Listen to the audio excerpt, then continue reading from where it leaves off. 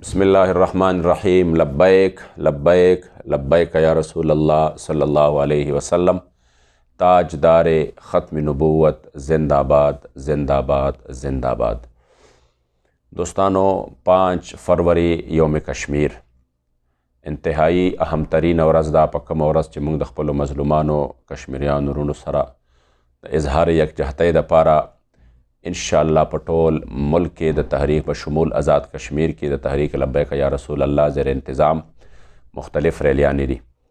پېښور کې به انشاءالله د پیرزکوړي شریف پل نه تر د اشنغرۍ پورې لبیک بیت المقدس و کشمیر ریلی وي. تاسو ټولو د حضور علیه السلام معشقانو غلامانو ته دا درخواست دی چې په کثیر تعداد باندې به انشاءالله د ماسپښین 2 بجې د پیرزکوړي شریف پل نه روانیږو، چې تاسو 2 بجو ته څومره دوستان چې زما اواز اوري هغوی ته خواست دی چې دا پیغام مخکې ورسوئ، او انشاءالله په دغه ورځ باندې به څنګه چې په هره اهمه موقع باندې تحریک لبیک یا رسول الله خپله دینی فریضه سرانجام کړې ده، انشاءالله په دې اهم ترین ورځ باندې به موږ د خپلو مظلومانو کشمیریانو وروڼو سره د اظهار یکجهتۍ دپاره او په امت کې د جهادي روح را بیدارولو دپاره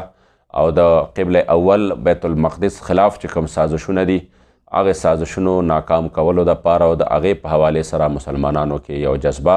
او د یو آواز اوچتولو دپاره به انشاءالله په دغه ورځ باندې مونږه 2 بجې څنګه چې په ټول وطن کې به په دغه ورځ باندې ریلیانې وي، نو د پېښور ریلي به انشاءالله تعالی چې زه به پکې پخپله موجود یم، دا به 2 بجې د پیرزکوړي شریف پل نه واخله تر د پېښور اشنغرۍ پورې به هلته اختتام کیږي. تاسو به دا پیغام مخکې ورسوئ، 2 بجو له به انشاءالله تعالی پیرزکوړي شریف پل ته ځانونه راورسوئ. الله کریم جل جلاله دې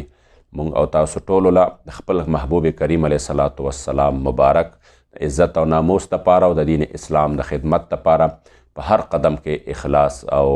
استقامت شامل حال وګرځئ. لبیک لبیک لبیک یا رسول الله صلی الله علیه وسلم.